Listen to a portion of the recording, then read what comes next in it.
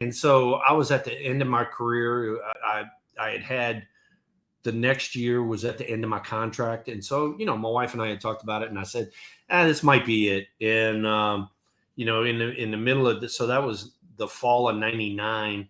And then into 2000 was my last year. I was swinging that pretty well. And then I got traded to St. Louis and just went off in St. We made the playoffs. I had a great run.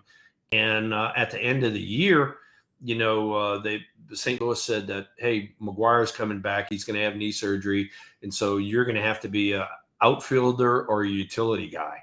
And I started looking at it, and I was like, that's the old dog new tricks thing. And so there was really no other teams out there that needed a first baseman. And I just basically told my wife, I said, I'm coming home to be daddy. I said, Trey needs me. And so, yeah, I could have played 2 or 3 more years and padded some numbers. And like you said, maybe got a little bit more for the Hall of Fame, that kind of stuff. But that's not who I am. I needed to be daddy and hubby first and foremost. And so after 15 years, I just walked away.